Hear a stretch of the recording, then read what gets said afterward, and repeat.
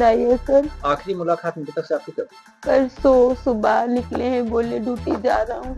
कहाँ ड्यूटी करते हैं? एम्बुलेंस चलाते हैं सरकारी हॉस्पिटल में, प्राइवेट की। कब से चला रहे हैं? 10 साल हो गए सर। जो लोग इनको मिले थे बाईपास, जी सर। क्या आप उनको पहचानते हैं? नहीं सर, बिल्कुल नहीं पहचानते। खाली हॉस्पिटल में जब मैं एडमिट थी, जब मैंने उनको देखा था बस। किसी से कोई दुश्मन? नहीं बता सकते सर, क्योंकि मैं बाहर नहीं रहती थी ना, उनके साथ मैं नहीं जाती थी, वो अपना जाते थे, काम करते थे, आते थे।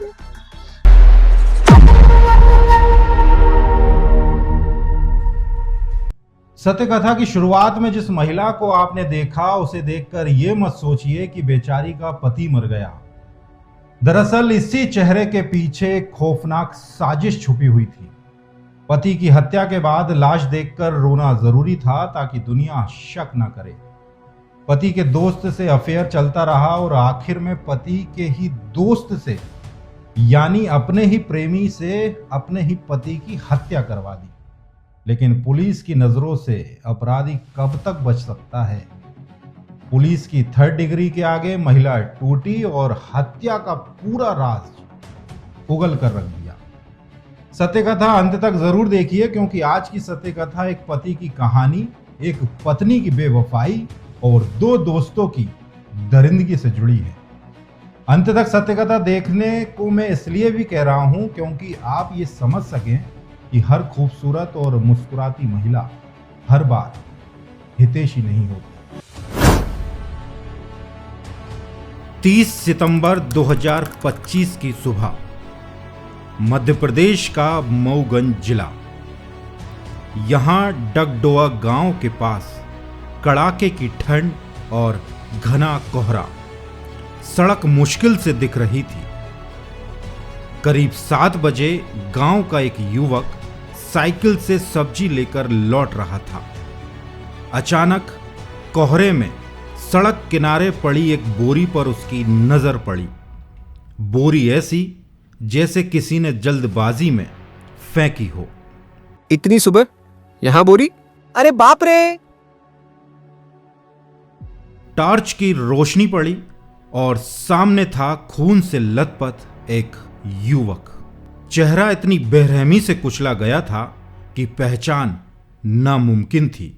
चीख गूंजी और कुछ ही मिनटों में खेतों से मजदूर और गांव वाले जमा हो गए। ये तो लाश है। इतनी बेरहमी, जानवर नहीं इंसान ने मारा है। सूचना मऊगंज थाने पहुंची। पुलिस मौके पर आई, इलाका घेरा गया, फॉरेंसिक टीम बुलाई गई। शव के पास मिला एक सस्ता मोबाइल फोन, लेकिन सिम कार्ड गायब। कोई आईडी नहीं, कोई कागज नहीं। पुलिस समझ गई कातिल होशियार है। शव को पोस्टमार्टम के लिए भेजा गया, लेकिन सवाल था, ये है कौन? अगले दिन 31 दिसंबर 2025, सतना जिले के टिकुरिया टोला, एक घर के बाहर पुलिस गाड़ी रुकी। अंदर बैठा था एक बूढ़ा पिता, रमेश दहिया। उसका बेटा सुधीर उर्फ लाला 2 दिन से लापता था। शिकायत दर्ज थी। पुलिस रमेश को मरचुरी ले गई। साहब, गलत था मेरा बेटा, पर जिंदा तो था। लाला, मेरे लाला।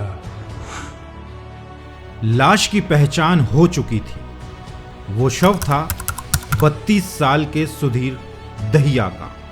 एक बेटा, एक पति, एक पिता। अब सिर्फ एक मर्डर केस। किसी भी हत्या की जड़ पीछे छुपी जिंदगी में होती है। तो चलिए समझते हैं कौन था सुधीर दहिया। सुधीर पेशा प्राइवेट एम्बुलेंस चालक। सतना जिला अस्पताल के बाहर दिन रात उसकी एम्बुलेंस, मरीजों को लाना ले जाना। लेकिन उसकी दूसरी दुनिया अपराध की थी। चोरी, मारपीट, शराब तस्करी।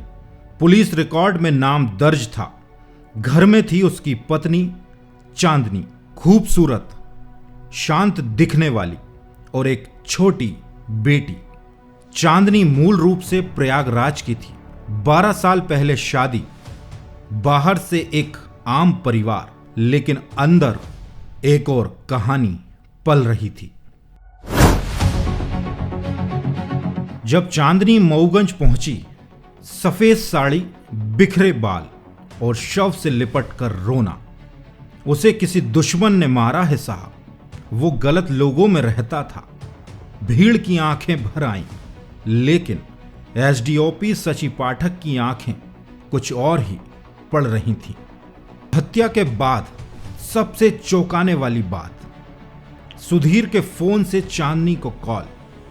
22 सेकंड पति मर चुका था और पत्नी से बात हुई थी। जब पूछा गया, चांदनी उलझ गई। कभी बोली कॉल आया ही नहीं, कभी बोली गलत नंबर होगा। यहीं से शक गहरा गया। अक्सर बड़े अपराध छोटी जगहों से खुलते हैं और इस केस में सच निकला अस्पताल से। सतना जिला अस्पताल। वहीं एक वार्ड बॉय ने बताया, कुछ दिन पहले चांदनी भर्ती थी और 2 युवक लगातार आते थे, बाबा और गबरू। उसने जो बताया पुलिस के लिए चौंकाने वाला था। गबरू जब आता था, चांदनी का चेहरा खिल जाता था। एक दिन मैंने देखा, कंबल के अंदर वो उसके शरीर को छू रहा था और वो मुस्कुरा रही थी। अब शक यकीन में बदल रहा था। गबरू का असली नाम दिनेश पटेल। चोरी के मामलों में जेल जा चुका। बाबा उसका साथी। तीनों की पहली मुलाकात जेल में। जेल से बाहर दोस्ती और अपराध साथ साथ। फरारी के दौरान वे सुधीर के घर भी रुके और वहीं गबरू की नजर पड़ी चांदनी पर। अस्पताल में मुलाकात, फिर बातें, फिर स्पर्श और फिर रिश्ता। गबरू ने कहा, मैं तुम्हें यहां से ले जाऊंगा। चांदनी बोली, जब तक सुधीर जिंदा है मैं आजाद नहीं हो सकती। और यहीं कत्ल की नींव पड़ी। रीवा चलो ना, बड़ा सौदा है शराब का। 29 दिसंबर 2025। चांदनी ने सुधीर को लालच दिया। रीवा, शराब का बड़ा सौदा। सुधीर तैयार हो गया। चौरहटा बाईपास, रथहरा ओवरब्रिज, वहां मिले बाबा और गबरू। शराब चली, हंसी चली और फिर मऊगंज की ओर बाइक। रात करीब 12, डगडोआ के पास सुनसान सड़क। बाइक रुकी और उससे पहले कि सुधीर कुछ समझ पाता, गबरू ने चाकू निकाला। यहां क्यों रुके? अरे ये क्या? पकड़ इसे। कुछ सेकंड और सब खत्म। गबरू ने मोबाइल उठाया, चांदनी को फोन किया।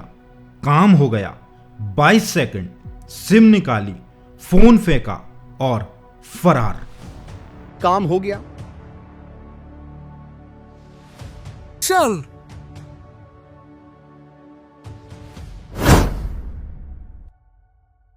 पूछताछ में चांदनी टूट गई।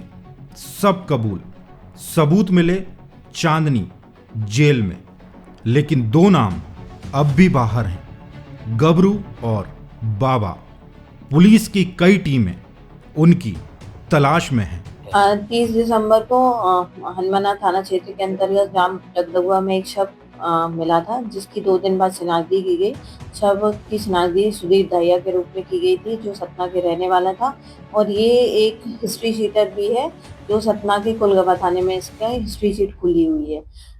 इसकी जब पत्नी और परिवारजनों से बयान लिए गए और बाकी इसकी तकनीकी साक्ष्य भी जुटाए गए, जिसमें पत्नी कंचन दाहिया का रोल समझ में आया कि पति की हत्या के साजिश में 3 लोग थे, जिसमें पत्नी थी और 2 उसके साथी गण थे, जो अभी फरार हैं। उनकी जल्दी गिरफ्तारी की जाएगी। अभी वर्तमान में पत्नी की कंचन दाहिया की गिरफ्तारी की गई है और जिन्होंने आरोपी को शरण दी है नईगढ़ी की बहुती की एक संजना सिंह है, उनकी गिरफ्तारी की गई। 2 महिलाओं की गिरफ्तारी की जा चुकी है इसमें। ये सत्य कथा सिर्फ एक कत्ल नहीं, ये चेतावनी है कि हर मुस्कान सच नहीं होती, हर आंसू दर्द नहीं होते और हर खूबसूरत चेहरा भरोसे के लायक नहीं होता। अगर आपको ये सत्य कथा सोचने पर मजबूर करे तो वीडियो को शेयर कीजिए, क्योंकि हो सकता है किसी एक की आंख खुल जाए और एक जिंदगी बच जाए। जल्द लौटूंगा एक और सत्य कथा के साथ, तब तक अपना और अपने परिवार का ध्यान रखें। नमस्कार।